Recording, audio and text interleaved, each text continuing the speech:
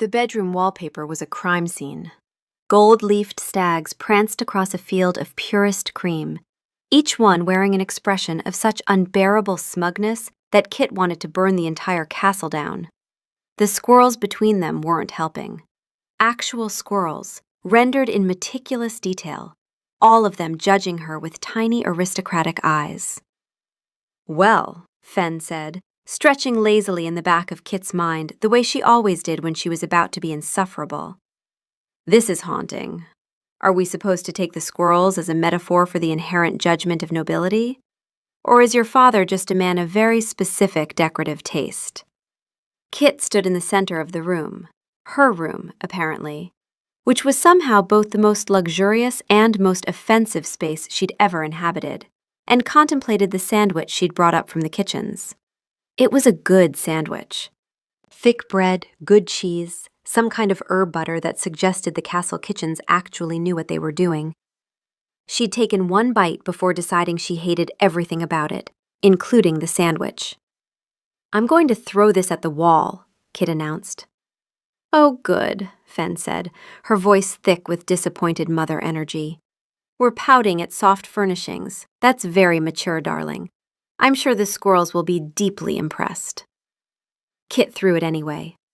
The sandwich hit the wallpaper directly in the smug face of a particularly self-satisfied stag. Butter smeared, bread fell in pieces. For a moment, Kit felt genuinely satisfied. Then Fen sighed, a sound that somehow conveyed both profound disappointment and unswerving maternal affection. "You've got his temper and her stubbornness, and you're using both of them to assault an innocent sandwich and some embroidered wildlife. Truly, you are Destiny's Child." "Shut up," Kit said, but without heat. Fen had been in her head since Kit was born. The wolf was less companion and more the voice of Kit's own conscience, if her conscience had a sense of humor and a permanent expression of bemused exasperation. She flopped onto the bed, Fen settling warm and smug in the back of her mind. The castle could keep its gilded stags and its judgmental squirrels. Kit had spent 20 years in the Whisperwood with nothing but the clothes on her back and a story her mother had sharpened into a weapon. "Your father knew about you and didn't come. He chose the crown. We weren't worth the inconvenience." Rowena had said it the same way she said everything, like a fact of nature, like the cold in winter, like something only a fool would question. Kit had never questioned it. She'd built her entire self around it, the girl whose father didn't want her. It was the bedrock, the first true thing. She could spend a few weeks in a stone box full of dead people's taste in wallpaper. The knock on the door came before she'd even processed that someone was knocking. "Enter," Kit called, because apparently this was a place where manners meant something, and she was going to be trapped here for a while, so she might as well practice saying words like someone who hadn't been raised by a woman who considered civilization an elaborate hoax. A boy, couldn't be more than 7, with Roderick's dark hair and a disturbing amount of genuine joy on his face, burst through the door like a small golden retriever in human form. "You're Kit," the child announced, as though he'd just solved an ancient mystery.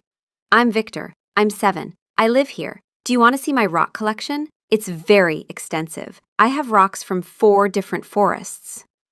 Fen made a noise that was something between a laugh and a groan.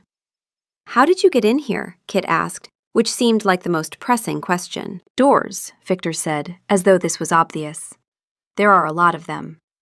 Also, I live here, so I know where most of them are." "That's more information than you have right now. You're new. That makes you less competent about doors, statistically speaking."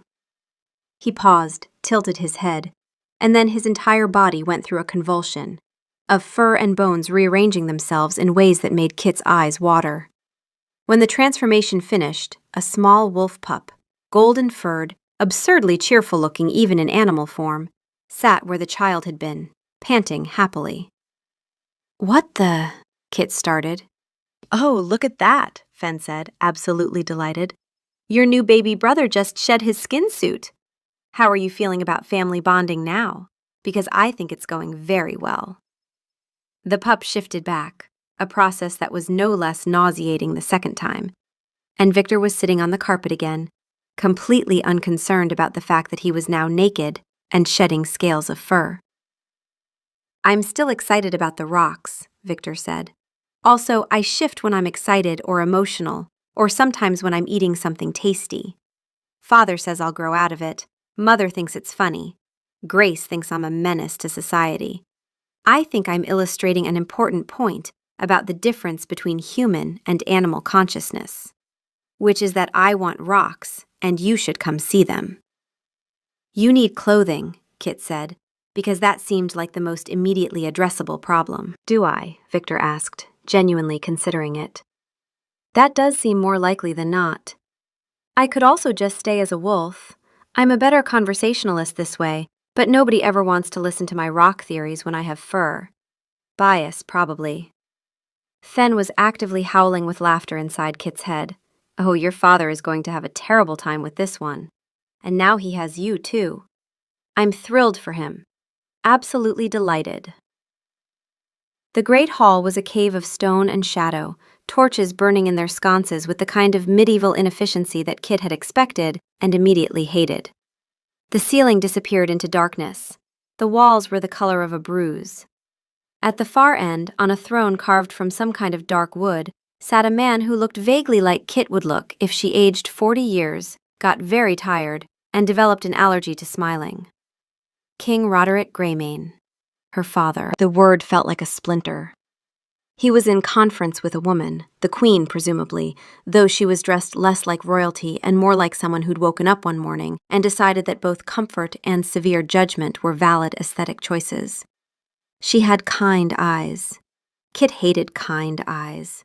They were always more dangerous than cruelty because they made you believe for a moment that someone actually gave a shit. Kit, Roderick said, and it was a statement of fact, the way someone might say table or rain. Not my daughter Kit, just Kit, as though he were confirming her existence like he might confirm a supply inventory. Your Majesty, Kit said, drawing it out with poison. I'm honored to meet you. Finally, after 20 years of not knowing I existed. Must have been a shock when old Mart showed up at your gates wringing her hands about the orphan in the woods. Brenna made a noise that was something between a laugh and a cough. Roderick's hands tightened on the armrests of his throne. I didn't know, he said. Your mother never... Rowena, Kit supplied. Her name, she wasn't just your mother, she was a person, Rowena, who apparently decided that raising me alone in a damp cottage was preferable to telling the king of an entire kingdom that he had a daughter. She burned wolfsbane in the hearth every night, killed our scent for miles. And now she's dead, and the neighbor who brought me soup every winter and swore an oath to a dying woman to keep her mouth shut finally decided the oath died with her. This isn't the time, Roderick said, which was technically true. He had 5 minutes allotted before some kind of territorial meeting with council members, but also had the distinct feel of, I don't want to have this conversation, which was almost funny in its transparency. Brenna stood. Perhaps we could give them a few moments. No, Roderick interrupted. And there was something in his voice that wasn't actually coldness, but tasted like it, some kind of protective coating he'd put over whatever he was actually feeling. We have council matters. Kit, you'll be shown to your quarters. Your belongings have been sent ahead. You'll receive tutoring and clothing, I presume, and horses, and whatever else someone in your situation might need. Inside Kit's head, Fen was very quiet. I'm not a child, Kit said quietly, and I'm not lost. You're the one who misplaced me. She left before Roderick could respond, walking back toward the door with her spine straight and her jaw locked. She could feel him watching her go. More than that, she could feel something larger watching her go. Something with fur and teeth and a low, anguished whine that had nothing to do with Kit's own thoughts. Thorn, she realized. The wolf inside Roderick. She knew, without understanding how, that he'd recognized her the moment she stepped through the castle gates. And he was losing his mind about it. Did you feel that? She asked Fen quietly in the corridor. Feel what? Fen asked, though they both knew she was lying. Don't, Kit said. Don't do that motherly thing where you're gentle. Just tell me. He's carrying you, Fen said, and her voice was stripped of all the sarcasm now. just the truth underneath. His wolf, Thorn. He's been carrying you for 20 years, a ghost pup, a scent memory, something he lost and never knew he'd lost. And now you're real, and he's trying very hard not to howl. Kit didn't respond. She just kept walking toward the stairs, listening to the sound of her own breathing and the fading echo of Roderick's throne room, where her father sat trying not to feel things, and his wolf was having the worst day of his considerable life. Grace appeared in Kit's doorway approximately 40 minutes after Victor's departure, leaning against the frame with the studied nonchalance of a 15-year-old who had been eavesdropping on everything and was pretending she hadn't. She was tall for her age, dark-haired like her father, with Brenna's sharp eyes and a mouth that looked like it had been designed specifically for sarcasm. She assessed Kit with the thoroughness of someone who'd already formed 17 opinions and was deciding which one to lead with. "So," Grace said, "you're the secret sister." "Half-sister," Kit corrected. "The disappointing half, presumably." Grace's mouth twitched. Not quite a smile. More like a smile that had been caught trying to escape and forced back into position. "Victor already showed you the rocks, didn't he? And shifted on my carpet." "He does that. He once shifted in the middle of a formal banquet. 12 visiting dignitaries. The ambassador from the Southern Pax thought it was an assassination attempt." Grace paused. "It wasn't. He was just excited about the soup." Kit felt something unexpected. A pull, a recognition. Grace had the same dry delivery Kit used when she was pretending not to care about something she cared about enormously. It was like looking into a mirror that showed you what you'd be if you'd grown up with regular meals and access to a library. "This place is terrible, by the way," Grace said, walking into the room without being invited and sitting on the edge of the bed as though she'd been doing it her whole life. "The wallpaper is a war crime, the Tudors are fossils, and Father thinks carving roast poultry in public is a skill he possesses. It isn't. He's delusional about it." "I threw a sandwich at the wallpaper," Kit offered. Grace looked at the butter smear on the stag's face. Her expression was one of deep, genuine respect. "Did it help?" "Briefly.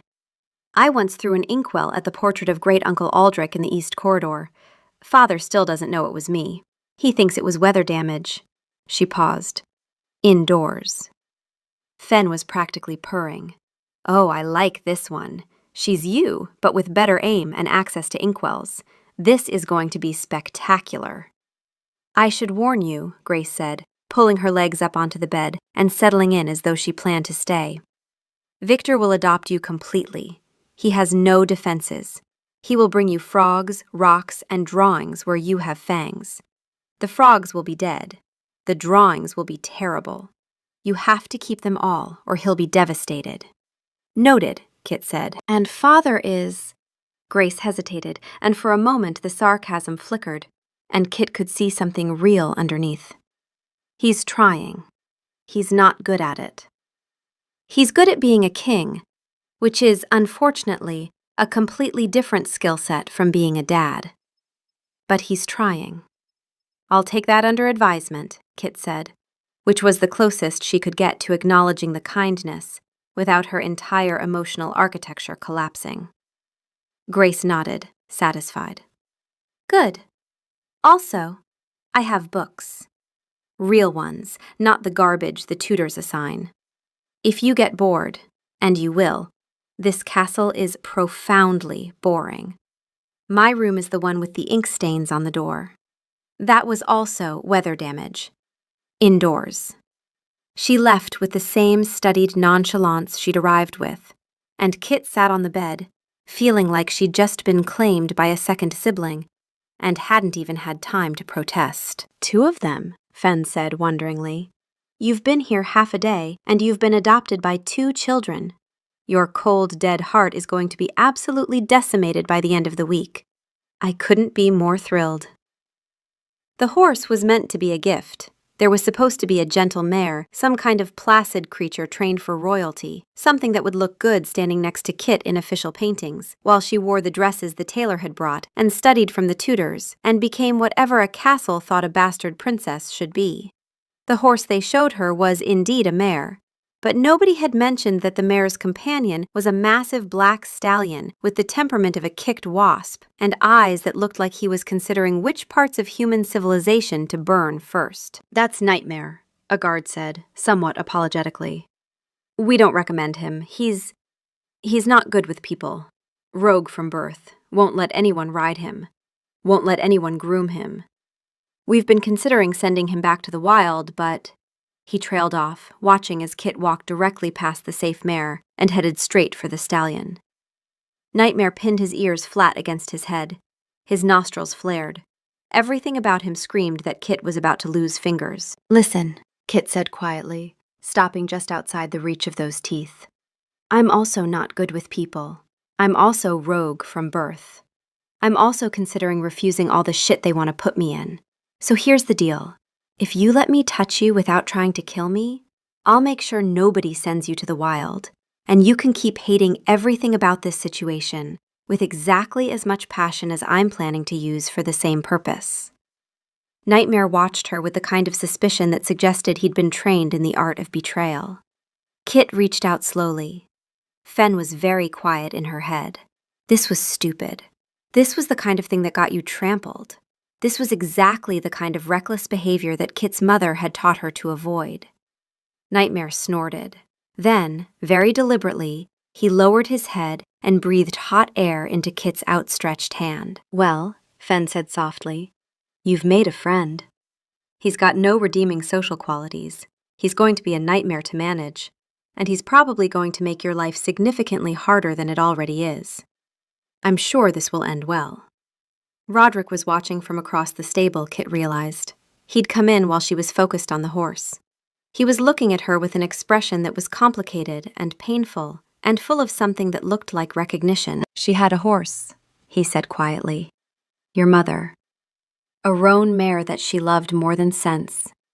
She used to ride it out to the edge of the Whisperwood and just sit there. I asked her once why she didn't ride further in, and she said it was because the woods were for running through, not for thinking in. And sometimes she needed to think." He paused. "You've chosen the worst horse in the stable." "He's honest," Kit said, which wasn't an answer to what he'd actually said, but was true nonetheless. "Everything here lies. The wallpaper, the smiles, the clothes. He just wants you to know he'll kick you. I appreciate that kind of transparency." Roderick looked like he wanted to say something else. Then he turned and left, and Kit was left with Nightmare and Fen, and the distinct sense that she'd just shown her father something true about herself, and he'd seen Rowena in it. And that was the worst kind of betrayal. The kind where someone loved you because you reminded them of someone else. The archives were dust and leather and the careful preservation of failure. Roderick had come here at dawn, before the castle stirred, before Brenna woke, before Victor could materialize in his study demanding rock-related attention. He'd told the guards he was reviewing territorial documents. He was not reviewing territorial documents. He was standing in front of a shelf in the private section, the section even the archivists didn't enter without permission, holding a journal with his own name on the spine and his own handwriting inside, and trying to remember how to breathe. 21 years. He'd spent 21 years as the wolf that didn't know he had a pup, and the man who'd forgotten there was ever anything between him and Rowena but a brief summer and a decision to move forward with his life and his pack. He'd married Brenna, he'd had Grace, and then Victor. He'd built a kingdom that functioned. He'd been, by most accounts, a good king. And he'd missed his daughter's entire childhood because a woman he'd loved had decided he wasn't worth telling.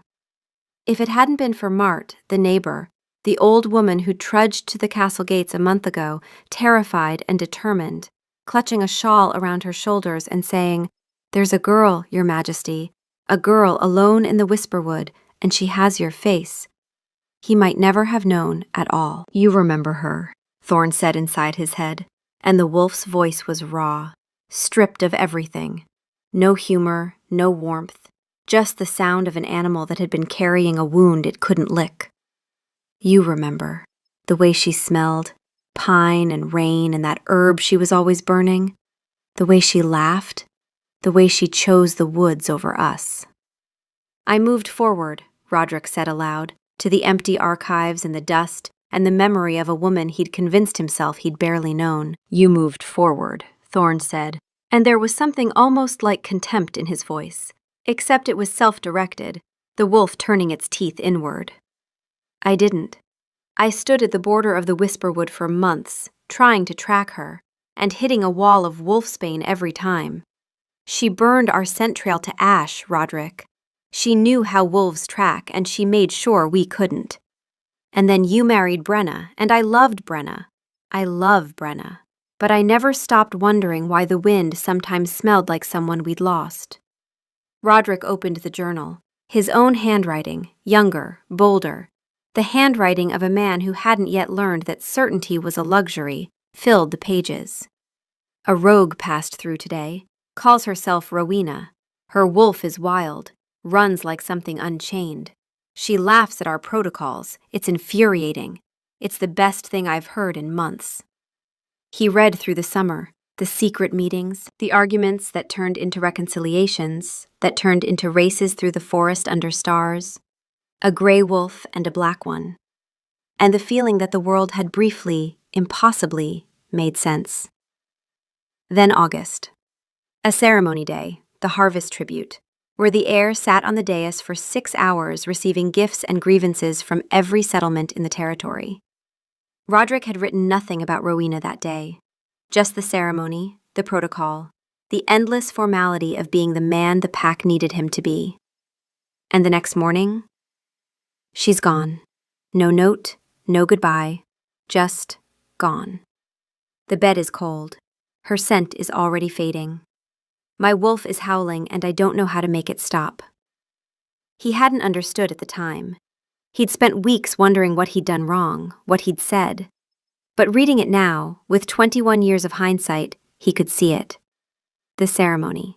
6 hours on a dais, smiling at strangers, performing duty. She'd watched him be the heir, the man who would become king. And she'd seen the shape of the life that came with him. The walls, the protocol, the slow, careful suffocation of everything wild. She hadn't left because of something he'd done. She'd left because of who he was always going to become. Roderick closed the journal. His hands were shaking. The King of Greyfell's hands did not shake. We had a pup, Thorne whispered. She had our pup, and she didn't tell us, and she raised her alone in the cold and the dark and the woods. And our pup grew up thinking we didn't want her. 20 years, Roderick. 20 years she thought we didn't come because we didn't care. Roderick sat down hard on the stone floor. The cold seeped through his clothes. He didn't feel it. How do I fix this? He asked his wolf. You don't fix 20 years, Thorne said, and the wolf's voice was the most honest thing Roderick had heard in decades. You just start showing up. Every day. Even when she throws sandwiches at you. Especially then. Brenna found her in the library 3 days later. Kit was staring out the window at the rain, not reading, not moving, just existing in the way that objects exist, passively, without opinion. The Queen set a heavy leather-bound box on the table beside her, old, scuffed at the corners, smelling of dried herbs and road dust. These were your mother's, Brenna said. The lawyer sent them after you'd left the Whisperwood. I haven't opened them. That's your right, and yours alone. Kit looked at the box, then at Brenna. There was no pity in the Queen's eyes, no strategy, just a woman handing another woman the keys to a room she was afraid to enter. Thank you, Kit said. The words came out stiff and strange, like a door that hadn't been opened in years. Brenna left without another word. She understood, better than anyone in this castle possibly, that some truths needed to be met alone. Kit sat with the box for an hour before she could open it. Her fingers shook on the rusted clasps. Inside, a bundle of raven feathers tied with leather cord, a collection of smooth river stones, a faded map of the Northern Territories marked in charcoal, and at the bottom, a stack of thin, leather-bound journals. Rowena's journals. Her mother had always been scribbling by firelight after Kit went to bed. Just accounts, she'd say. herb lists and prices. Kit opened the first one. The date was 21 years ago, autumn, after the summer at Greyfell. The first entry was written on the road, the ink smudged by rain or tears, or both. I left last night. He was on the dais all day, 6 hours, sitting there while they brought him grain tallies and border disputes, and he smiled at every one of them. He'll be a good king. His wolf will learn to sit still. Mine won't. I knew it watching him. That's his life. Ceremonies and councils and stone walls forever. If I stayed, I'd suffocate, and he'd watch me suffocate, and it would ruin both of us. So I left before the sun came up. I didn't say goodbye because I wouldn't have been able to leave if I had. Kit's hands tightened on the leather. Her mother's handwriting was looser here, younger, the letters slanting with movement. A woman writing while walking. The next few entries were free and fierce. The road, the forest, the relief of open sky. Rowena catalogued plants and paths and the feel of running in wolf form with no one waiting for her to come back. She sounded like someone who'd made a hard choice and was still certain it was right. Then, 3 weeks after leaving, I'm sick. Not road sick, something else. Something that won't settle. And 2 entries later, in handwriting that had gone very still. A pup. I'm carrying a pup. His pup. And I'm 3 weeks gone from Greyfell with no way back that doesn't mean giving up everything I just chose. Kit's breath stopped. There was a gap after that, days, maybe a week. When the entries resumed, they were different, quieter. Rowena didn't write about freedom anymore. She wrote about finding shelter, about which herbs were safe, about the weight of a decision that had just doubled.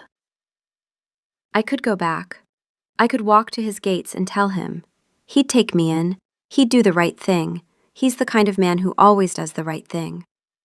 And I'd spend the rest of my life in a castle watching my wolf die by inches. I can't, even for this, even for her. She'd known, Kit realized. Even then, she'd known it was a girl. The journals continued. Kit read through years in the space of an hour, watching her mother's life unspool in small, careful handwriting. The early years were hard but honest. Rowena writing about Kit's first smile, her first steps, the cottage they'd patched together at the edge of the Whisperwood. She has his nose. She has my temper. She's perfect, and I'm terrified. But something shifted around the time Kit turned 5 or 6.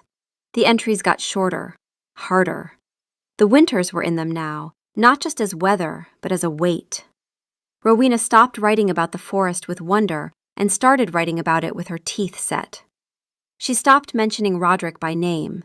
He became the king, and then Kit's father, and then, eventually, just a silence where a person used to be. Kit could see it happening, entry by entry, year by year. The choice Rowena had made, the brave, impossible, self-preserving choice, was calcifying into something else. Freedom that had felt like flying was starting to feel like falling. And Rowena, who was too proud and too stubborn and too much like Kit to admit she'd made a choice that cost more than she'd planned, needed the story to be someone else's fault. The last journal, the one from just a year ago, the entries sparse and brittle, had only one mention of Kit's father. It wasn't even a sentence. Just a margin note next to a list of herbs that hadn't sold at market. He could have found us if he'd wanted to. 6 words. Kit stared at them until they blurred. 6 words that contained an entire lie, because he hadn't known. He hadn't known to look. And Rowena had known that, once, in the first journal, when she'd written, "I left before the sun came up."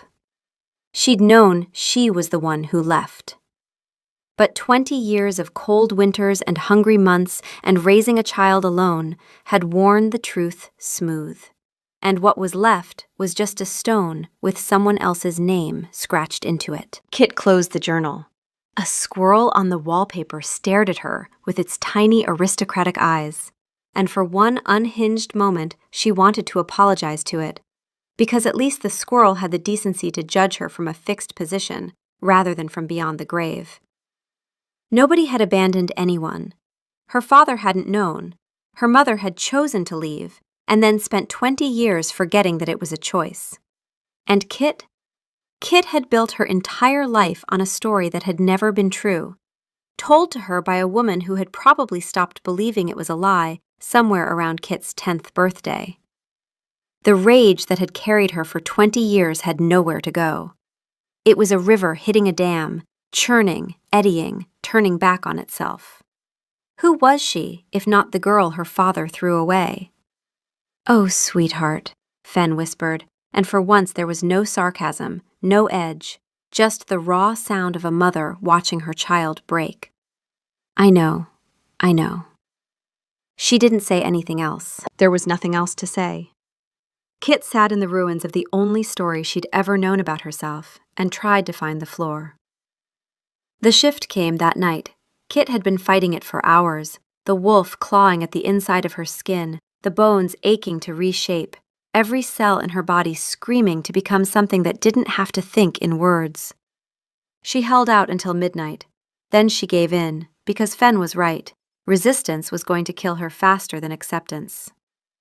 The shift was like being turned inside out, except the inside was the actual part that felt right. Bones rearranged themselves, muscles reshaped. Her spine did something impossible. The loose dress she'd been wearing split and fell away. For a moment there was just the sensation of change, of becoming, of transforming into a shape that fit better than the human meat suit ever had.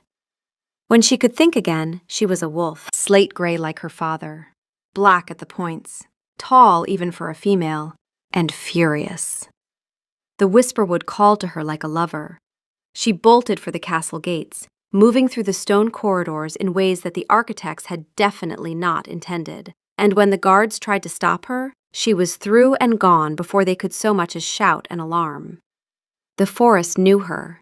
It smelled like memory and grief and every person she'd ever been. Her mother had run these woods for 21 years. Kit's paws hit the earth and sent up showers of pine needles and the scattered bones of forgotten creatures. She ran until her lungs burned and her legs shook, and there was nothing left of Kit the girl, just Kit the wolf, just the raw animal grief that couldn't fit in a human body. She howled. It wasn't pretty. It wasn't a song. It was the sound of a life that had been a lie, of a mother who'd chosen the wind, of a father who'd forgotten, of a daughter who'd never gotten to exist until now. Then she collapsed, shaking, at the edge of the Whisperwood, at the exact place where Rowena must have stood 1,000 times, looking in at the life she'd chosen and the world she'd left behind. When the shift back came, it was just as violent as the shift in. Fur and claws and teeth became skin and nails and human vulnerability. Kit lay naked and shivering on the ground, surrounded by what had once been a perfectly decent dress and was now a collection of aggressively useless fabric strips. She screamed until her throat gave out. Then she lay there, staring at the sky, bare as the day she was born, covered in pine needles in places pine needles had no business being. "Well," Fen said after a respectful silence, "that was cathartic. You've destroyed another outfit, you're naked in the woods, and there's a pine needle situation happening that we should probably address before it becomes medical. Your mother would be proud. Actually, she literally did this exact thing, regularly. It might be genetic." The walk back took hours. Kit had nothing, no clothes, no shoes, no dignity. She wrapped herself in ferns and spite and the tattered remains of what had once been a sleeve, and she walked barefoot through the forest in the gray pre-dawn light, shivering and empty, and looking, she imagined, like the kind of cautionary tale mothers told their children about what happened to girls who ran off alone. Fen was gentle on the walk back. No sarcasm, no pushing, just a warm presence, a steady hum underneath the silence. "One foot," she said, "then the other. That's all. You don't have to figure anything out right now. You just have to walk." "I destroyed my only good dress," Kit said. which was not the important thing, but was the thing she could say without breaking. Your father has a castle full of dresses. I'm sure he'll survive the loss of one. And frankly, darling, it wasn't your color. Kit laughed. It was a terrible, wet, scraped-out sound, but it was a laugh, and Fen held it like something precious. The castle was different when she came back. It was waiting for her in a way that made her skin crawl. Not the hostile waiting of a trap, but the anxious waiting of people who cared and didn't know how to say it. Guards at the gates who stepped aside without a word, their eyes careful. Brenna at the entrance with blankets and warm clothes, not asking questions, just wrapping Kit in wool and steering her inside with the practiced efficiency of a woman who had raised a 7-year-old who shifted at random and regularly returned from adventures covered in mud and missing shoes. Victor was there, vibrating with the effort of not shifting out of sheer excitement at seeing her. "You went for a run," he whispered, his version of quiet, which was slightly louder than most people's normal speaking voice. "Was it good? Did you see anything? I saw a badger once. It was very angry. Are you okay? You look cold. I can get you rocks. Rocks are warm if you put them by the fire first. That's science." "Victor," Brenna said softly, "give her space." "I'm giving her space," Victor said from approximately 6 inches away. "This is my maximum capacity for space. I've been very patient." Kit looked down at his earnest, anxious face and felt something crack open in her chest. Not the grief this time, but something adjacent to it. Something that wanted to let him in and was terrified of what that meant. "I'm okay," she said, and it was a lie. But it was the kind of lie you tell a 7-year-old who is worried about you, and those lies are allowed. There was a room waiting with a fresh dress and tea that smelled like herbs. Someone had put a small vase of wildflowers on the table. Kit suspected Victor. The arrangement had his signature chaos: stems at odd angles, 3 different species that had no business being in the same vessel, and one that was technically a weed. She sat on the bed, wrapped in blankets, drinking tea that tasted like someone's attempt at kindness, and thought about nothing at all. And outside her door, every single night, there was the sound of claws on stone. Kit knew it was Roderick. She knew because she could smell him, the scent that was half her own, the scent that was half Rowena's, the scent of a man trying very hard not to be a wolf, who was losing that battle every time the sun went down. Thorn, pacing. Back and forth, back and forth. The wolf unable to sleep while his pup was hurting on the other side of a door he couldn't open. The guards saw him, of course. A massive gray wolf padding back and forth outside the girls' chambers every night was not a subtle thing. They pretended not to notice, because there was no protocol for "the king is being a wolf in the corridor again," and no one wanted to be the person who wrote one. Kit didn't open the door, but she did move her bed closer to it, and on the 3rd night she pressed her hand flat against the wood and felt the vibration of his wolf's breath on the other side, warm, steady, patient. A father keeping watch. Fen's voice was soft in the dark. "He can't fix it, sweetheart. He knows that. He's just standing guard. It's what wolves do when their pup is hurting and they can't reach them. They stay close. They stay." "I know," Kit whispered. "You could open the door." "I can't." "I know that too," Fen said. "But I want you to know that the door is not locked.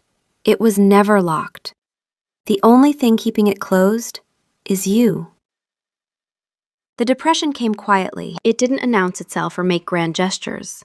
It just settled into Kit like fog and made everything taste like ash. She stopped throwing sandwiches at the wallpaper. She started eating what was given to her. She attended her tutoring sessions, a woman named Elise who smelled like paper and patience, and answered questions in monosyllables. She let the tailor fit her for dresses. She walked the gardens and looked at things without really seeing them. The castle was deeply disturbed. You could see it in the way the servants watched her. An angry bastard was something they could handle. An angry bastard knew how to exist in the world in a way that made sense. A quiet bastard was something else entirely. A quiet bastard was dangerous. Victor came to her room one afternoon with his pockets full of dead frogs. I'm showing you this because I feel it's important, he announced. That I have frogs, and that I'm willing to share them with you. This is how you know I trust you. Why would you give me a dead frog? Kit asked. Well, I initially gave you live ones, Victor said, but they died. I'm not sure why. Possibly the pocket environment wasn't conducive to their health. I'm still investigating. But the point is, you should feel very special about receiving these frogs. I'm sharing my research with you. Fen made a noise that was almost a laugh. The child is going to crack you open like a nut, she said. I don't know how, but he's going to do it. Frogs are a start, Victor continued, entirely unaware that Kit had just been spoken to by a consciousness that technically didn't exist. But also, I drew you pictures. I'll just leave them here. There's one of you with fangs. I think you'll like it. I think fangs are an improvement. He left, eventually, after establishing that Kit would keep the frogs and would look at the pictures, and that these were fair trades for his continued friendship. The next day, Victor brought a live toad. He presented it on his open palms with the gravity of a courtier offering a crown jewel. His name is Gerald, Victor said. He's a diplomat. I found him by the pond, and I think he was sent here specifically to cheer you up. He has a very calming energy. Gerald the toad sat in Victor's hands with the resigned expression of a creature who had recently been kidnapped by a 7-year-old and had decided to see where the situation went. Victor, Kit said, I can't accept a toad. You can, he said firmly. You need him. You've been sad, and Gerald is specifically good at sad people. I tested him. I held him when I was sad about my rock that broke, and I felt better within minutes. The science is sound. Fen was making a noise that was either laughter or crying, possibly both. This child, this absolute weapon of a child. He's defeating you with amphibians, Kit. You're losing a war of attrition to a boy whose primary diplomats are frogs. Kit took Gerald. The toad blinked at her with ancient, unbothered eyes. She set him on her windowsill, where he sat with the quiet dignity of a creature who knew exactly how ridiculous his circumstances were and had chosen not to care. Thank you, Victor, she said, and meant it more than he could possibly know. You're welcome. I also drew you another picture. This one has you riding Nightmare and there's fire. I added the fire because I felt the first drawing lacked urgency. He left the drawing on her bed. It was, objectively, terrible. Kit couldn't stop looking at it. Grace came by every day.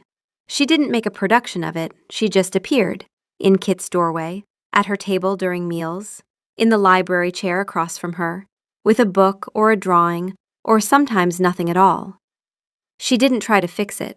She didn't ask questions. She just sat nearby and read, or sketched, or made quiet, devastating observations about the castle staff. The head cook is having an affair with the master of hounds, she reported on day 3 of Kit's silence. I have no proof, but the circumstantial evidence is overwhelming. They keep meeting in the herb garden and coming back smelling of rosemary and poor decisions. Kit didn't laugh, but she didn't not laugh either, and Grace noticed and filed it away. On day 5, Grace left a book on Kit's pillow. A story about a girl who ran from everything and found that everything she was running toward was a cage of a different kind. Inside the front cover, in Grace's sharp handwriting, "This reminded me of you. Don't read the ending if you're not ready to cry." She's scared, Fen said softly. She found a sister, and now she's watching that sister disappear. She doesn't know how to hold on to you, so she's leaving breadcrumbs and hoping you follow them back. Roderick walked past Kit's door one afternoon, and she could smell the wolf on him, could smell how close Thorn was to the surface, how hard the king was working to maintain the distinction between man and animal. He didn't stop, he just walked, and Kit could feel his wolf's terrible yearning bleeding through the stone like heat through thin walls. Thorn wanted to break the door down. Thorn wanted to carry his pup in his jaws to somewhere safe and warm, and never let her go. Thorn had the emotional regulation of a hurricane and the patience of a lit fuse.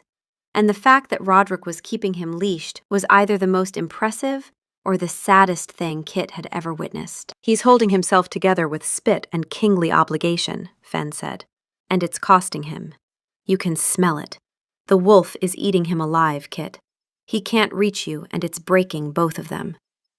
"Good," Kit said, but the word was hollow, and Fen didn't dignify it with a response.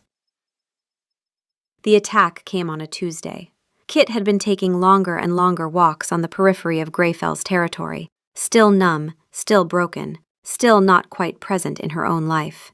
She was near the border, that liminal space between the castle's lands and the wild, when they came. 2 of them. Rogues, she realized immediately.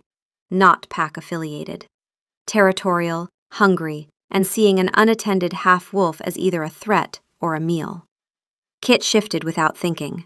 Her clothes tore, her bones rearranged. And suddenly she was in the fight, snarling, using teeth and claws against creatures that were larger and meaner, and absolutely committed to the idea that she was an appropriate target. She was holding her own, barely, desperately, 1 wolf against 2, using every dirty trick Rowena had ever taught her about fighting things bigger than you. Fen was a snarl of fury in her skull. "Bite low and move, darling. I didn't raise you to die in someone else's territory looking this undignified." She was losing ground when something tore through the pack bond. A jolt, a flare, the wolf equivalent of a scream. Fen had sent it without asking, without permission, a distress call aimed at the only alpha in range. Kit would have been furious about it if she'd had time to be anything other than terrified. The response came in seconds, a roar that wasn't a roar, more like the earth itself deciding it had an opinion. Roderick hit the clearing already shifted, already enormous, already so far past rational thought that the king might as well have been in a different kingdom. Thorn didn't think, didn't calculate. Just attacked with the singular, terrible focus of a father who had lost his pup once, and was never, under any circumstances, going to let it happen again. He was fury and teeth and 20 years of guilt compressed into one act of savage, unthinking love. The first rogue went down with a yelp. The second tried to run. Thorn let it, barely. The restraint cost him something visible. Kit could see the tremor in his muscles, the wolf wanting to chase, to end it, to make absolutely certain nothing on this earth would ever threaten his daughter again. Then he turned to Kit and made a sound that broke her. Not a howl, not a growl. A whine, low, desperate, the sound a wolf makes when it finds the thing it lost. He was bleeding. Shoulder wound, deep, the fur matted dark. He was also trying to lick Kit's face, which was simultaneously the most protective and most undignified thing she'd ever experienced. "Your father, the King of Greyfell, is currently trying to groom you like a puppy," Fen observed, "in wolf form, while bleeding profusely. I want you to remember this the next time you tell yourself he doesn't care." Kit shifted back first, naked, shivering, covered in dirt and blood that was mostly his. She pressed her hands against his wound while his wolf whined and pressed closer, closer, as if he could fold her into his ribcage and keep her there forever. "Come on," she whispered. "Shift back. I can't carry you like this." He shifted, and the man that emerged was gray-faced and bleeding, and entirely naked, and looking at her like she was the only real thing in the world. They were both naked, she realized, covered in blood and dirt and absolutely nothing else. A king and his bastard daughter, limping through the forest without a stitch between them. It should have been humiliating. Instead, it was just true. No crowns, no walls, no pretense. Just 2 wolves who'd chosen each other. She got his arm over her shoulder and they limped back toward the castle, leaving blood on the grass and something broken finally beginning to set. Roderick slept for 2 days. Kit stayed. She told herself it was practical. Someone needed to watch the wound, change the dressings, keep the fever down. The healers had done their work, but bodies needed time. Even wolf bodies that healed faster than they had any right to. She told herself she was being useful. Fen saw right through it. "You're sitting vigil for a man you've spent a month trying to hate. I'm not going to say I told you so, but I am going to think it very loudly, and you're going to hear it, because that's how this works." Victor came every few hours with offerings. A drawing of Roderick as a wolf, fighting what appeared to be a dragon. I added the dragon for dramatic purposes, he explained. The actual rogues were less visually interesting. No offense to them as combatants. A smooth rock from his collection. This one is lucky. I've been saving it, but Father needs it more than I do right now. A sandwich, carefully wrapped, that he'd made himself. It was mostly bread and enthusiasm. Kit ate it anyway, and it was the best thing she'd tasted in weeks. Grace came every few hours too, though she handled it differently than Victor. She brought tea she'd made herself, badly, always slightly too bitter, and books she thought Kit might want, and once a blanket that smelled like her room, lavender and ink, and the warmth of a girl who'd just found a sister and was terrified of losing her father in the same month. When Roderick finally woke, Kit was still there, looking like she'd slept in the chair, which she had. "You fought," he said quietly. His voice was rough, scraped thin. "I'd rather die than be useless. It's a character flaw. I'm working on it." He smiled, small, broken, genuine. "Your mother was the same. She'd apologize for things that weren't her fault, but she'd go to war over her own autonomy."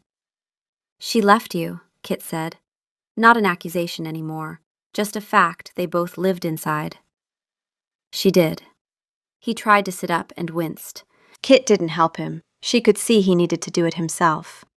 And I never understood why. I spent years thinking I'd done something, said something, that there was a moment I could point to and say, there, that's where I lost her. He paused. "But it wasn't a moment, was it?" "It was a ceremony," Kit said quietly. "She watched you sit on the dais for 6 hours, and she knew." Roderick closed his eyes. The harvest tribute. I remember that day. I remember being so tired afterward I could barely stand. I went to find her and she was already packing. I didn't realize it at the time. I thought she was organizing her herbs. "She didn't know about me when she left," Kit said. "I read her journals. She found out 3 weeks later, alone, on the road." The silence between them was enormous. Roderick's face did something Kit had never seen. Not the controlled blankness of a king, but the raw, helpless expression of a man who'd just been told his whole understanding of the worst thing that ever happened to him was wrong. "She could have come back," he said, and his voice cracked, really cracked. Not a strategic fracture, but a genuine break in something load-bearing. "She could have. I would have." "I know," Kit said. "She knew too. She wrote it down. He'd do the right thing. But she couldn't live in your life, and she was too stubborn to admit the choice was costing her more than she'd planned. So the story changed. Year by year, it got harder and meaner, until she'd forgotten she was the one who left." Roderick looked at his hands. They were shaking. The King of Greyfell, whose hands didn't shake. "Thorn knew," he said, and his voice was the voice of the wolf now, raw, gutted, honest in a way that courtly language couldn't touch. "Thorn carried her for 20 years. Every time I thought I'd moved on, my wolf was still standing at the border of the Whisperwood, waiting for something he couldn't name." He looked at Kit, and then Mart came to our gates and said, "There's a girl," and Thorn knew before I did. Before I even saw your face, he just knew. "I'm sorry," he said. "I'm sorry I didn't know. I'm sorry she couldn't stay. I'm sorry you grew up hearing that I didn't want you, because that was never, Kit, that was never." He couldn't finish. The words collapsed. And Kit saw for the first time that her father's grief was shaped exactly like hers. The same bewilderment, the same anger that had nowhere clean to land, the same terrible understanding that the person they'd both loved had been too proud and too wild and too broken to ask for help. "You have her stubbornness," Roderick managed finally. "And my nose. And Thorn thinks you're the best thing that's ever happened to this pack. And he's been telling me so at significant volume for a month." "Thorn has good taste," Kit said. And it was the first, almost kind thing she'd ever said to her father. Brenna came in with tea and honey and the particular energy of someone who'd been pacing in the next room for 48 hours. She set the tray down, and then, without warning, her composure broke. Not dramatically. Brenna wasn't dramatic. But her hands trembled on the teapot, and when she looked at Roderick, her eyes were red. And Kit realized with a jolt that the Queen had been terrified. Not of losing a king, of losing a husband, of losing the father of her children, of losing the man who paced outside a stranger's door as a wolf every night because he didn't know how to be a father in human form. "Don't ever do that again," Brenna said, her voice tight. "Don't ever run toward danger without telling someone." "I'm the Alpha King," Roderick said mildly. "Running toward danger is literally the job description." "Then delegate," Brenna snapped, and it was the first time Kit had seen the Queen lose her temper, and it was glorious. And it was also deeply, obviously, love. "You have guards. You have an entire military apparatus. You do not need to personally fight every rogue wolf between here and the northern border." "It was my daughter," Roderick said simply. Brenna's anger deflated. She sat on the edge of the bed, took his hand, and pressed it to her cheek. "I know," she said. "I know it was." She turned to Kit. The red-rimmed eyes were steady now. "Your mother chose freedom. Your father didn't know. Both of those things are true, and neither of them is your fault. You can carry both truths, or you can start from here. But Kit, the only way forward is forward, and it requires people who are willing to show up. Every day. Even when it's hard. Even when the wallpaper is ugly." Kit almost laughed. Almost. Victor appeared from somewhere. Kit was increasingly convinced the child could teleport, and crawled into the bed with Roderick without asking. He was still human, still small, still fundamentally certain that the best medicine in the world was proximity. He curled into his father's uninjured side and fell asleep in under a minute, one hand fisted in Roderick's shirt.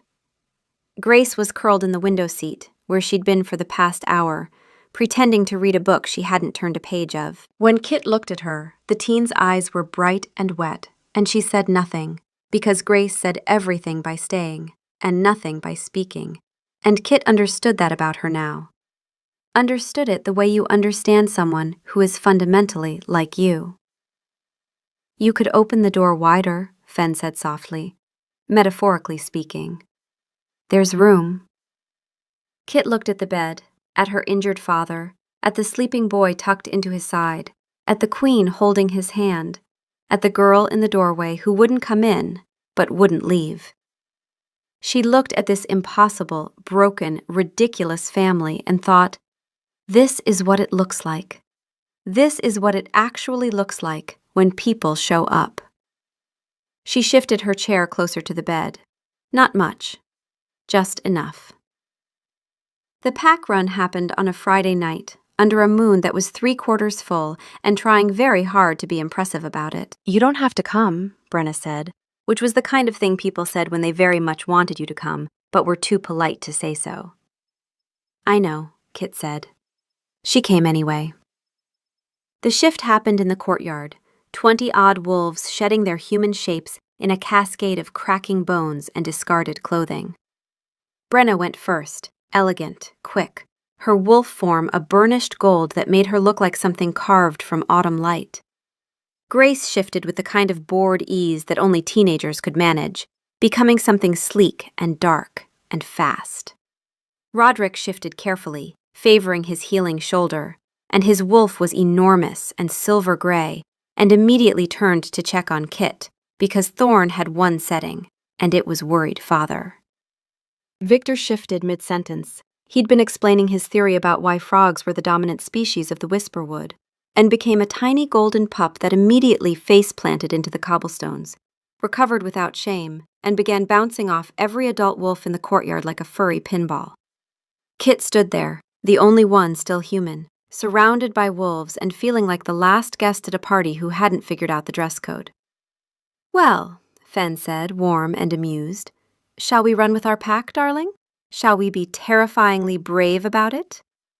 They're not my pack, Kit said, which was becoming less true every day, and she knew it. Of course not. You are just living with them, eating their food, sitting by their injured king's bedside for 2 days, and letting their 7-year-old bring you dead amphibians as tokens of affection. Completely unaffiliated, very independent. Kit shifted. The world sharpened, scent and sound and the electric hum of pack bonds in the air, a frequency she'd been hearing her whole life without ever knowing it had a name.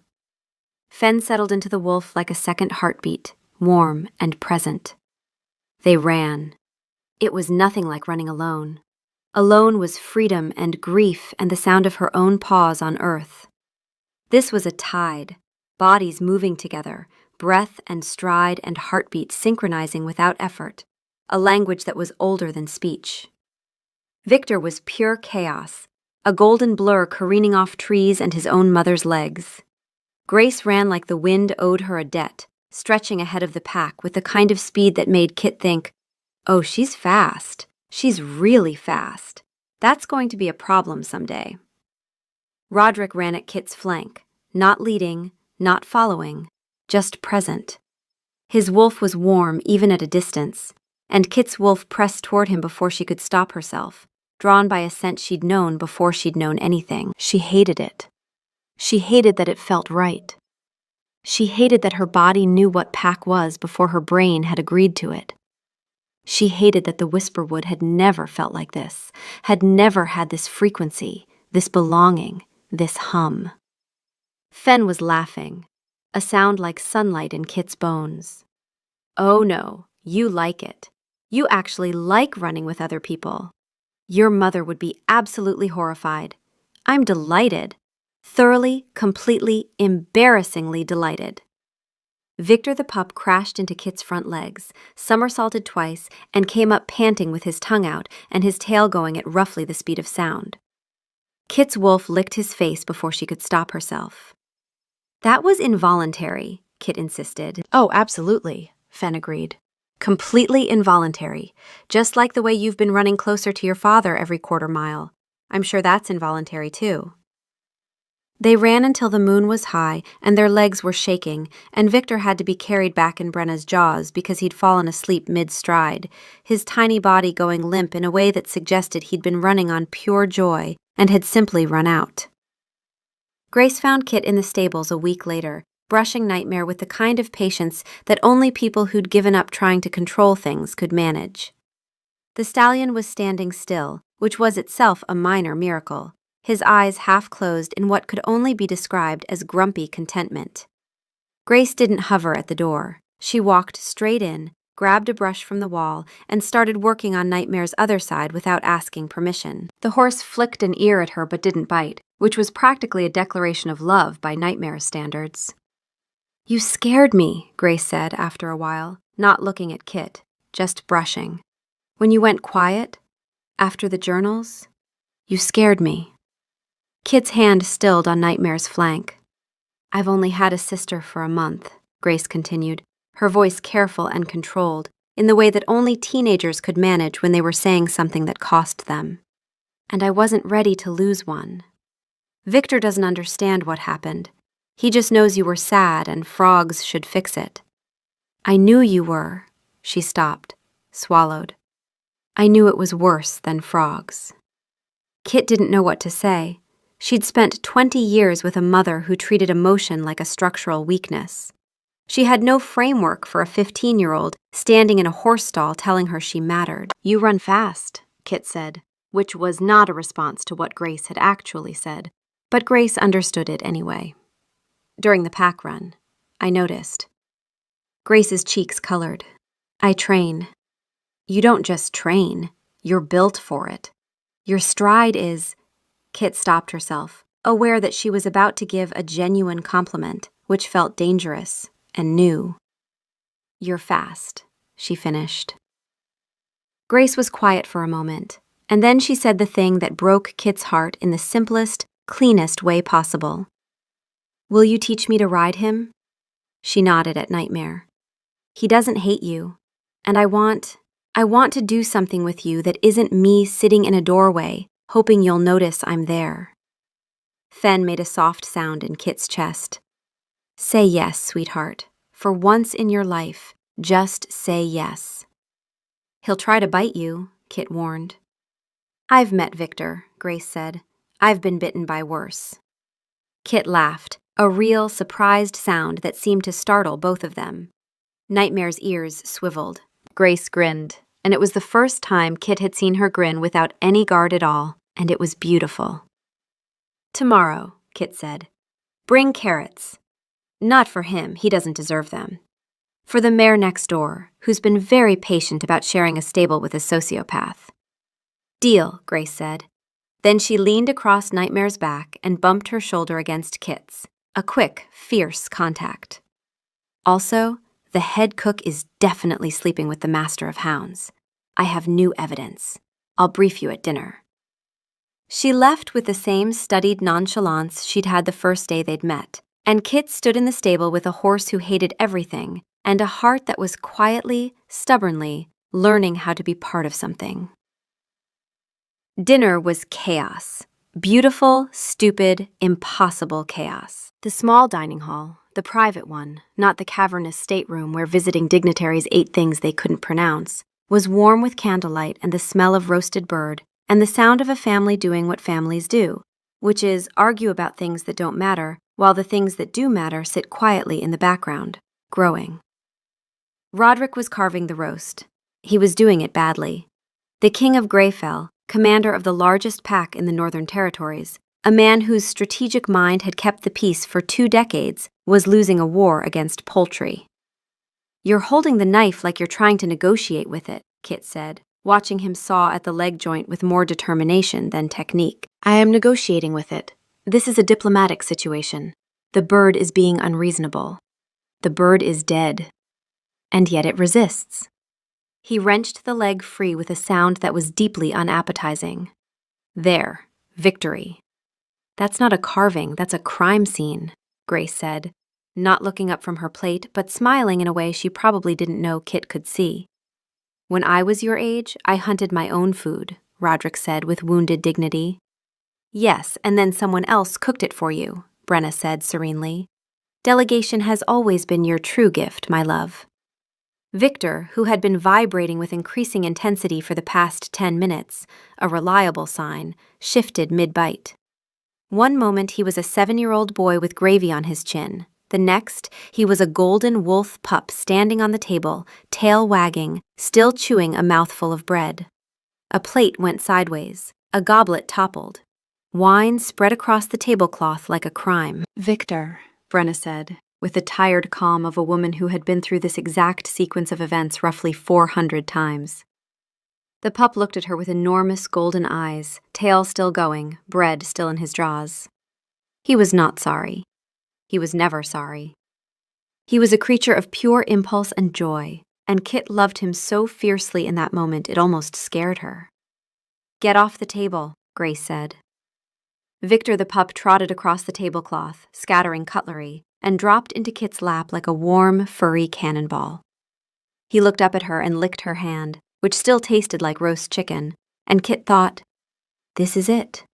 This is what it actually feels like. She looked around the table.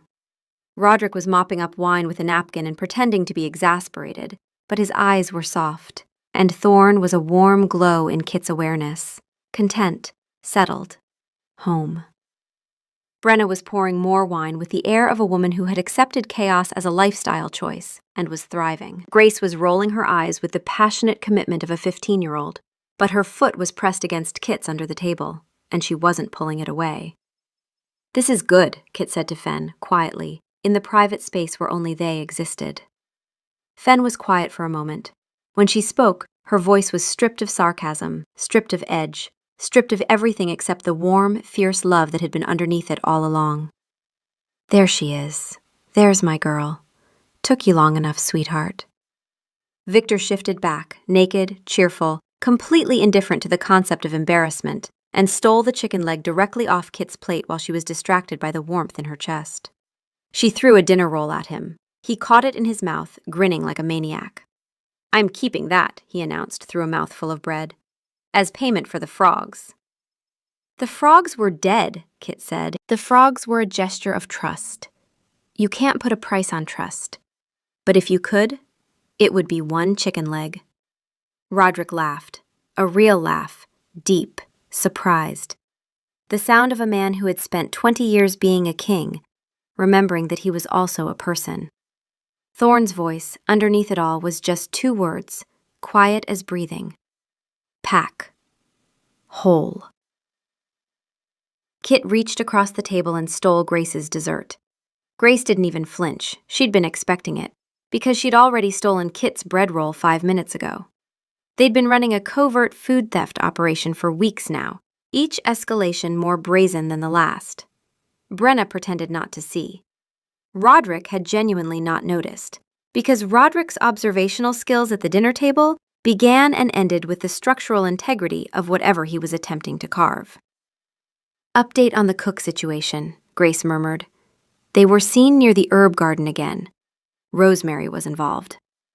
"Damning," Kit said. "I've started a file." They looked at each other, and Grace grinned, the full, unguarded grin that Kit had earned on a day in the stables when a horse that hated everyone had let a 15-year-old brush his mane. It was Roderick's grin on Brenna's face, and it was the best thing Kit had seen in 20 years of seeing things. The wallpaper was still a crime. The squirrels remained judgmental. The stags continued their eternal smug prance across the walls of a room that belonged to a family that was messy and new and held together with dead frogs and stolen chicken legs and the stubborn, stupid, miraculous refusal to give up on each other. Kit's mother had chosen the wind. Kit's father had chosen the kingdom. Kit had chosen neither. She had chosen this table and these people and the small golden wolf pup now asleep in her lap with breadcrumbs in his fur. She had chosen Pack. And Pack, it turned out, had been waiting for her all along.